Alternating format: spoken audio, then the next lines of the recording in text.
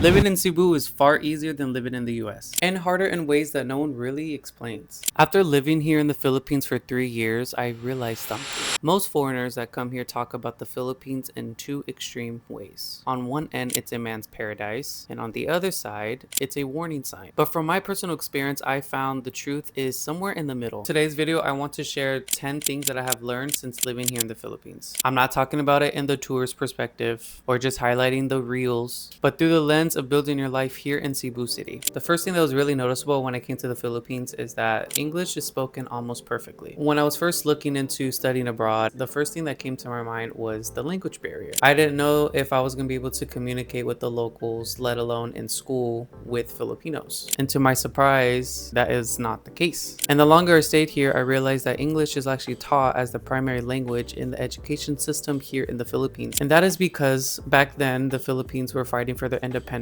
from countries such as Spain, Japan, and a little bit of the US. And during their time here in the Philippines, they influenced the education system and some of their laws and how they structure things here in the Philippines. Therefore, most Filipinos can understand and speak conversational English even if it's not perfect. And this part alone, I think a lot of foreigners resonate coming and living in the Philippines because it makes living here a little bit easier. If there's one thing that you'll feel immediately when you come here to the Philippines is a sense of community and belonging. Filipinos love doing things together, whether it's in school activities, working. Even when you're out eating at restaurants, there are shared meals for people that are packs of 5 to 6. Versus living in the US, you do everything independently. When I talk to my friends back in the States who are studying in universities, they always tell me that they're doing things independently. It's not done in a group setting, and if it is, it's on like a rare occasion. Versus here studying at San Carlos, all my projects are done in groups of like maybe 3 to 5 people. And the more I was doing things in a group setting, the less lonely I felt. I started creating stronger bonds with some of my close friends. And the more I got comfortable with this type of culture, I realized that I can't really do everything. Some people are stronger in things that I am weak in. And as a person who has came from a country where everything is done independently and you have to figure out almost every single task, it kind of alleviates that pressure of having to do everything by yourself. The third point is dating is slower and much more serious. Compared to the dating culture in the West, dating here in Cebu is kind of old-fashioned. Part of the dating culture here is still courting the girl. Some Filipinos date and then they marry. Even though no one really talks about it, there is a hookup culture here, but it's not as extreme as it would be in Manila. When you're dating a Filipino or Filipina, family and friends are often involved early on in the relationship. But if you want a deeper dive of me explaining the dating culture here, I have a video that you can watch right here that explains on what it is like dating here in Cebu City. The fourth thing is respect is a huge deal here. Respect in the Philippines isn't optional. It's something that was built within the culture. Wherever you go, whether it's in a restaurant setting, government office, or just walking out in public, you will be addressed as sir or ma'am. If a Filipino is talking to their superior in a school setting, work setting, wherever the case may be, they will speak to you in a different type of tone. Sometimes they'll speak to you a little bit more shy and soft-spoken, but if they're with their friends, then they are just themselves. It really depends on where you are in the social hierarchy that they have here in the Philippines. Even with all that being said, me as a foreigner will still be prioritized over the local Filipinos no matter what social class they are. I would be in situations, especially in a restaurant setting, where my friends would try to flag down one of the waiters to take our orders and they would simply ignore them, but when they asked me to flag down the waiter, they almost come immediately. This type of behavior I've seen across all different aspects living here in Cebu City, not just in restaurants. And because of that privilege of being seen here in a Southeast Asian country where back in the States, you are really ignored. You're not seen. No one respects you. And for me, that was a huge culture shock because I'm really used to not being addressed by sir. And I feel like that's another big reason why a lot of foreigners leave their Western countries to live in Southeast Asian countries, such as the Philippines, is because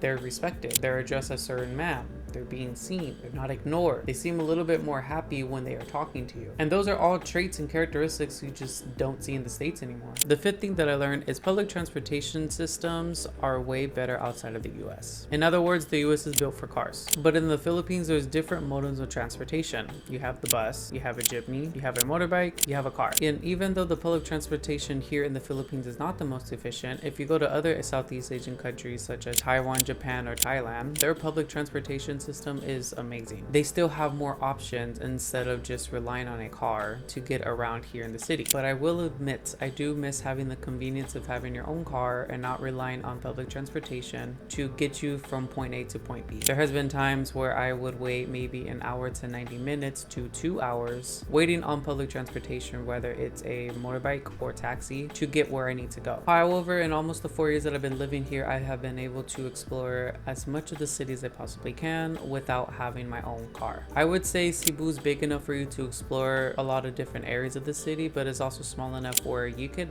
actually just walk to the destinations that you want to go. There are vans that can take you all around the island. The point is, you don't feel trapped without having to own a vehicle to travel here in Cebu, the island. The sixth thing is you don't need much to enjoy your life. This to me, I would say, is the biggest culture shock that I had in the perspective of coming from the US. Part of the culture in the States is having this materialistic checklist of things to feel belonged or feel accepted. What I mean by this is that the ideal successful person has a nice car, the big house, the branded clothes, a lot of zeros in the bank account. And though having these things can add value to your life, these things can overwhelm a person. They don't learn to enjoy their life because they're always trying to keep up with the Joneses. They're always trying to compete with coworkers, colleagues, friends. It's always a comparison type of mentality. Compared to living here in the Philippines, I would say that there are people that have far less things than the things that we have in the States that we take for granted, and they're happy with it. Even though they may not have a car, the nicest house, the most expensive clothes that you can possibly think of, these people still have a smile on their face. They still greet people. Why? Because they have their families.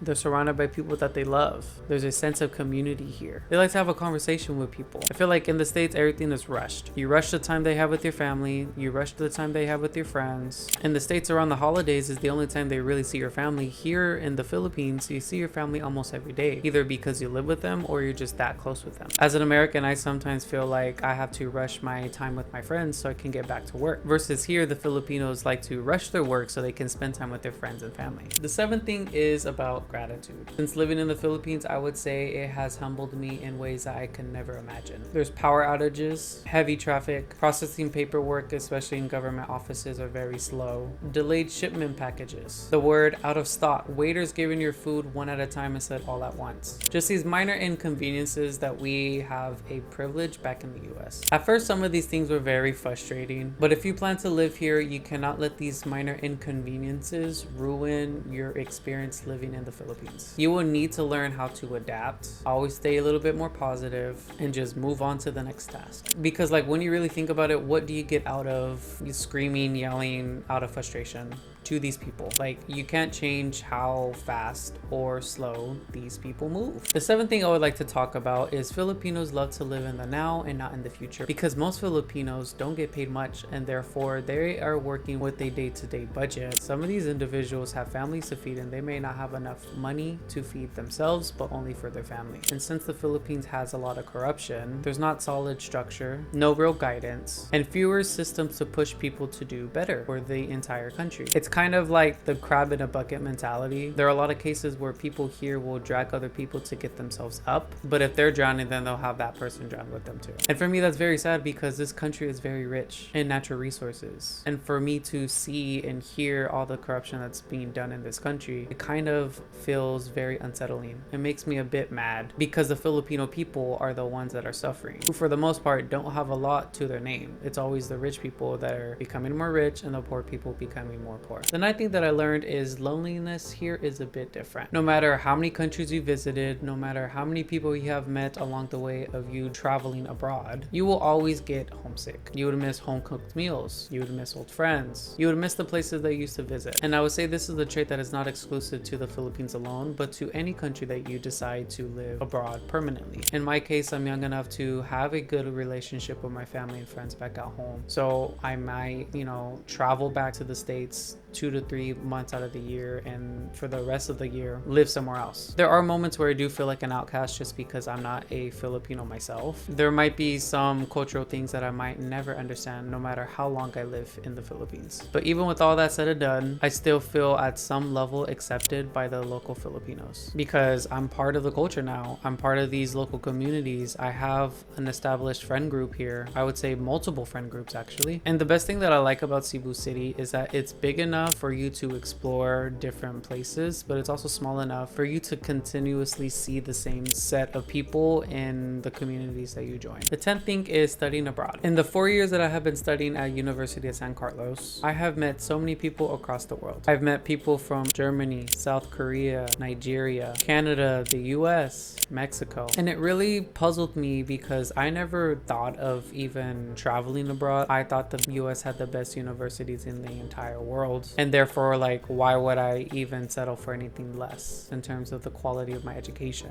If you want to learn a little bit more about University of San Carlos, I have an entire playlist of me just talking about this school and how to get inside. If you want to look at the video, it'll be on the left or right side of this screen. Living in Cebu not only changed my world perspective, but it helped shape me into someone that I was not prior to moving to the Philippines. I felt like if I continued the route that I was going back in the States, I wouldn't have made this much growth in my worldviews, on myself, and on the little things that matter to me. If you're trying to move to the Philippines, I document videos that help foreigners figure out if they would want to live in Cebu City or not. If you learned anything from this video, then please share it in the comment section. If there are any future video topics that you want me to talk about, then leave them in the comment section as well. Subscribe to the channel if you like the content that I'm currently making, and see you guys in the next one.